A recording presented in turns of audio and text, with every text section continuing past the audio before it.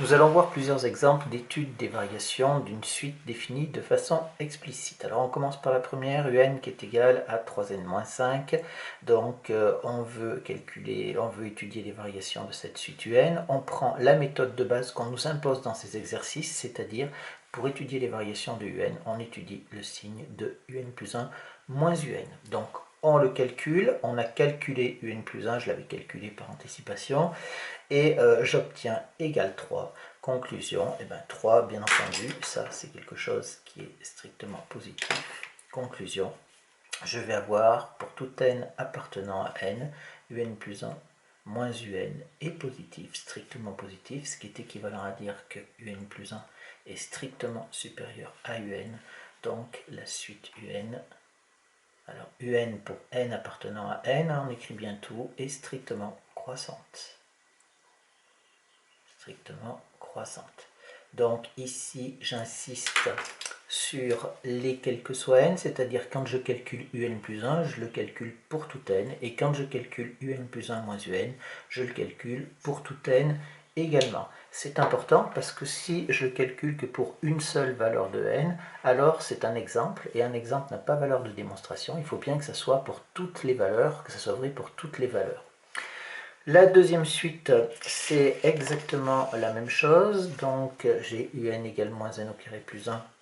Ici, j'étudie le signe de un plus 1 moins un. Vous voyez que je vais l'écrire à chaque fois. Si je l'écris à chaque fois, c'est bien parce que c'est important. Et énoncez votre méthode, parce que comme ça, plus vous l'écrirez, plus vous la saurez, et plus ça deviendra un automatisme, et c'est très important. J'ai calculé un plus 1. Attention, ici, on travaille qu'avec des suites qui sont définies par leur terme général. J'ai calculé un plus 1, j'ai calculé un plus 1 moins un, et j'obtiens moins 2n plus 1. Je vais avoir ici n qui est supérieur ou égal à 0. Ça, c'est équivalent à dire que moins 2n est inférieur ou égal à 0, puisque j'ai multiplié par un nombre négatif, ce qui est équivalent à dire que moins 2n moins 1 est inférieur ou égal à moins 1. Et donc c'est négatif. Conclusion, quel que soit n appartenant à n, je vais pouvoir, oui à n, puisqu'elle est définie sur n, je vais pouvoir dire que un plus 1 moins un est négatif. Donc, ça c'est équivalent à dire que un plus 1 est strictement inférieur à un. Donc, la suite un est strictement décroissante.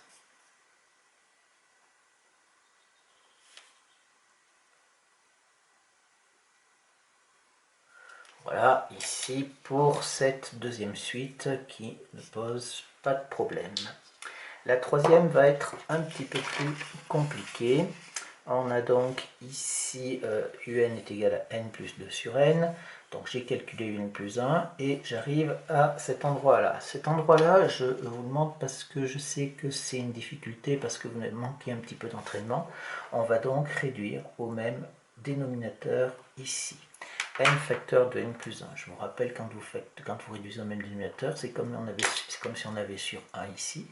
Donc ça va nous faire quoi? Ça va nous faire n facteur de n plus 1.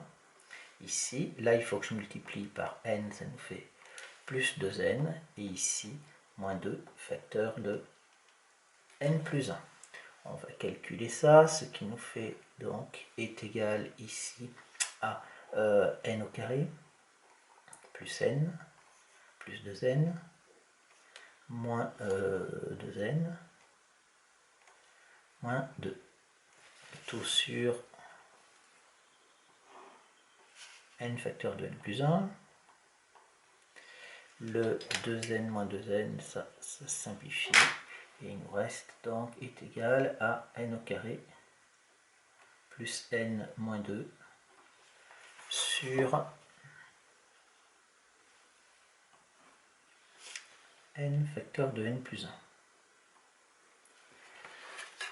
Alors, ici, on a plusieurs façons de faire pour cette suite-là. Je vais le faire avec les inégalités. Donc, on a ici n qui est supérieur ou égal à 1. Attention, hein, ici, hein, on a bien pour n appartenant à une étoile, puisque on ne peut pas prendre 0, parce qu'autrement, la suite ne serait pas définie. On a n supérieur à 1. Ça implique que n au carré est supérieur ou égal à 1 également. Hein, on connaît la fonction carré, ça ne pose pas de problème. On sait que la fonction carré est strictement croissante, donc les antécédents et leurs images sont rangés dans le même ordre quand il s'agit de nombres positifs. Et ça implique que n au carré plus n est supérieur ou égal à 2. Qu'est-ce que j'ai fait ici? Eh bien, on peut le faire d'ailleurs sur la copie, hein, c'est-à-dire qu'on peut ici tirer un trait et on ajoute membre à membre ici deux inégalités de même sens. Quand on ajoute deux inégalités de même sens, on obtient une nouvelle inégalité toujours de même sens.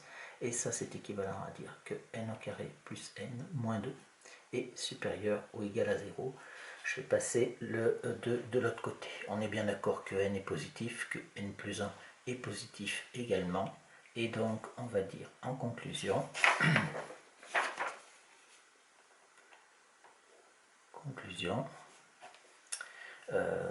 quel que soit n appartenant à n étoiles, cette fois-ci, on a n au carré plus n moins 2 qui est supérieur ou égal à 0, virgule, n est strictement positif, n plus 1 est strictement positif, donc par produit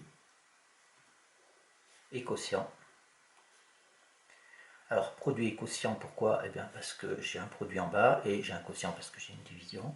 Je vais pouvoir dire que un plus 1 moins un est donc positif divisé par positif divisé par positif, ça fait plus par plus par plus. C'est donc positif, ce qui est équivalent à dire que positif ou nul, puisque le numérateur peut être égal à 0, ce qui est équivalent à dire que un plus 1 est supérieur ou égal à un. Donc la suite un est croissante.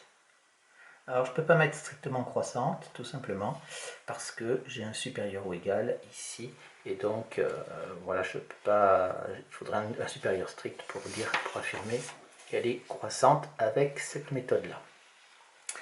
On passe à la quatrième suite. La quatrième suite ici, n sur n plus 1. Donc là, j'ai fait le calcul, il n'y a pas de problème. J'ai chacun de mes facteurs, vous regarderez, c'est le même principe. La difficulté, en fait, dans ces suites, c'est ce calcul-là.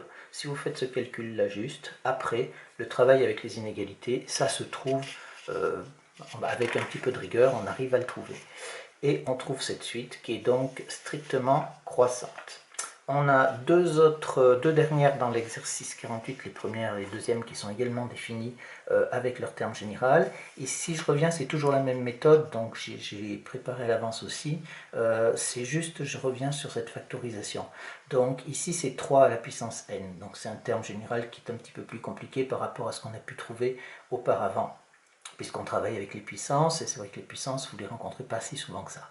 Donc, maintenant, à partir de la première, vous allez les rencontrer plus souvent. Donc, on étudie le signe toujours de un plus 1 moins un, donc ça nous fait 3 à la puissance n plus 1 moins 3 à la puissance n. Alors déjà, il faut connaître les propriétés sur les puissances, et de dire que 3 à la puissance n plus 1, c'est 3 fois 3 à la puissance n.